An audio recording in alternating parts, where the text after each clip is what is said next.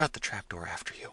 Saying this, she descended the steps precipitately, and as the stranger hastened to follow her, he let the door slip out of his hands. It fell, and the spring closed over it.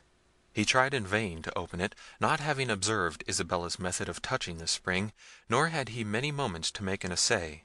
The noise of the falling door had been heard by Manfred, who, directed by the sound, hastened thither, attended by his servants with torches. "It must be Isabella," cried Manfred, before he entered the vault. "She is escaping by the subterraneous passage, but she cannot have got far." What was the astonishment of the Prince, when, instead of Isabella, the light of the torches discovered to him the young peasant whom he thought confined under the fatal helmet. "Traitor!" said Manfred, "how camest thou here? I thought thee in durance above in the court." "I am no traitor," replied the young man, boldly, "nor am I answerable for your thoughts." "Presumptuous villain!" cried Manfred, "dost thou provoke my wrath? Tell me, how hast thou escaped from above? Thou hast corrupted thy guards, and their lives shall answer it." "My poverty," said the peasant calmly, "will disculpate them. Though the ministers of a tyrant's wrath, to thee they are faithful, and but too willing to execute the orders which you unjustly impose upon them." "Art thou so hardy as to dare my vengeance?" said the Prince. "But torture shall force the truth from thee. Tell me, I will know thy accomplices." "There was my accomplice," said the youth, smiling, and pointing to the roof. Manfred ordered the torches to be held up, and perceived that one of the cheeks of the enchanted cask had forced its way through the pavement of the court, as his servants had let it fall over the peasant, and had broken through into the vault, leaving a gap through which the peasant had pressed himself some minutes before he was found by Isabella. "Was that the way by which thou didst descend?" said Manfred. "It was," said the youth. "But what noise was that," said Manfred, "which I heard as I entered the cloister?" "A door clapped," said the peasant. "I heard it as well as you." "What door?" said Manfred hastily. "I am not acquainted with your castle," said the peasant. "This is the first time I ever entered it, and this vault the only part of it within which I ever was." "But I tell thee," said Manfred, wishing to find out if the youth had discovered the trap door, "it was this way I heard the noise. My servants heard it too."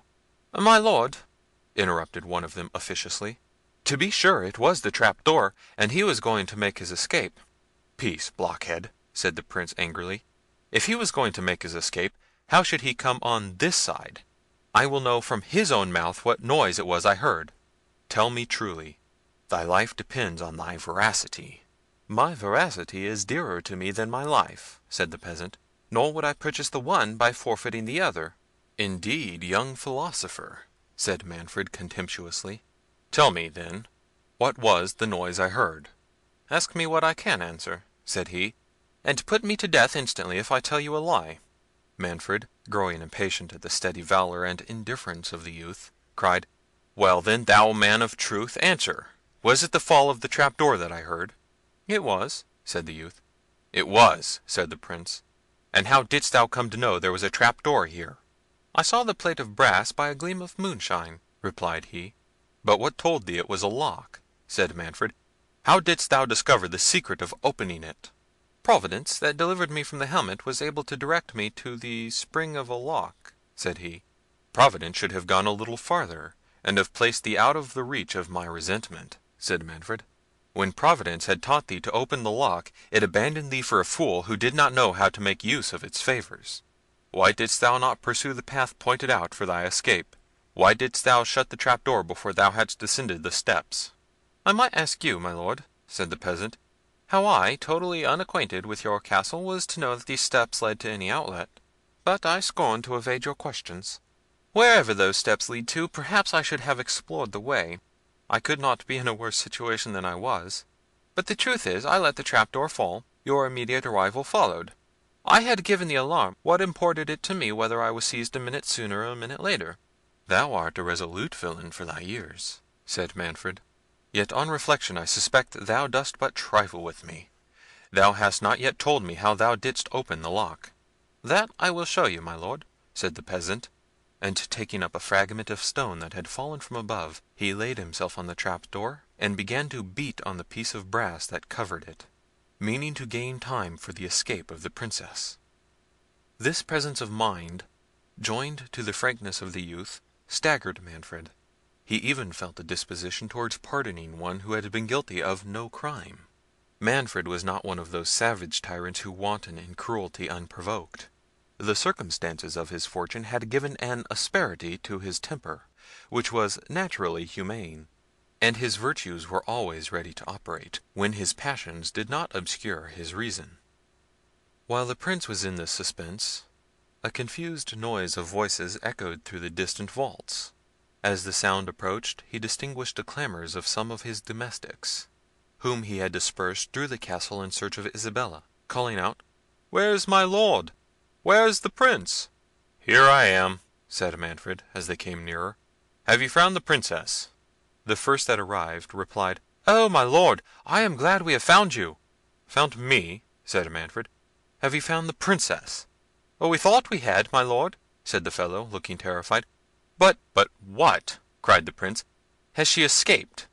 "Jaquez and I, my lord." "Yes, I and Diego," interrupted the second, who came up in still greater consternation. "Speak, one of you at a time," said Manfred. "I ask you, where is the Princess?" "We do not know," said they both together, "but we are frightened out of our wits." "So I think, blockheads," said Manfred.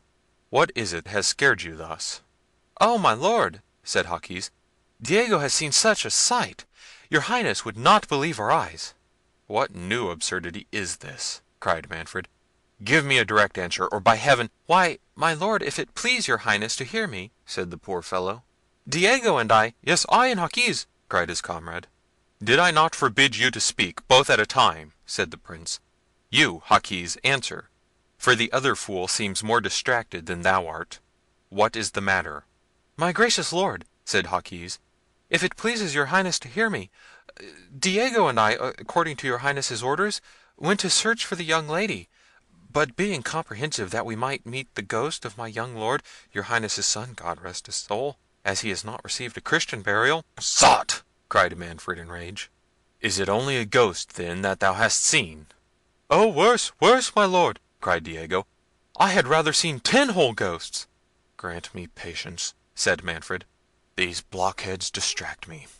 Out of my sight, Diego; and thou, Jaquez, tell me in one word, art thou sober? Art thou raving? Thou wast wont to have some sense. Has the other sot frightened himself, and thee too? Speak. What is it he fancies he has seen?"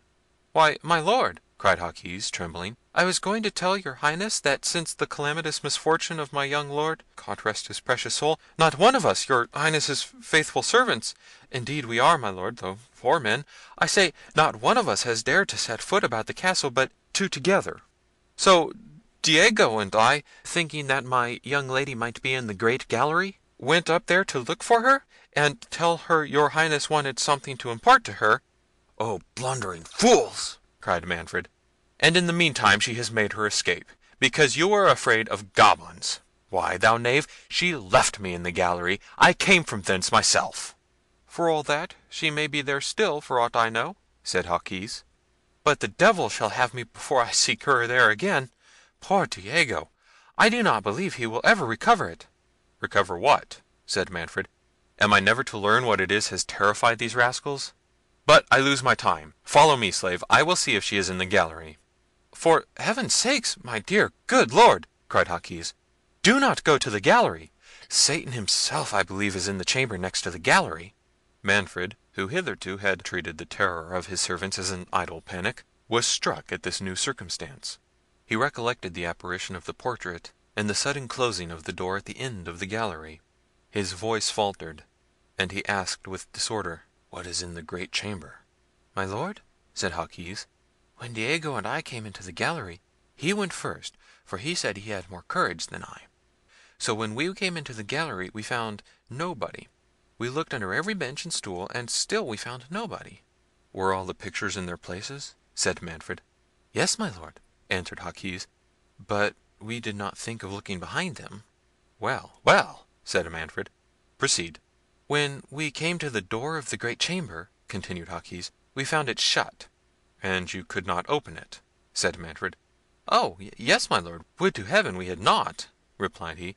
"Nay, it was not I neither, it was Diego. He was grown foolhardy and would go on, though I advised him not. If ever I open a door that is shut again!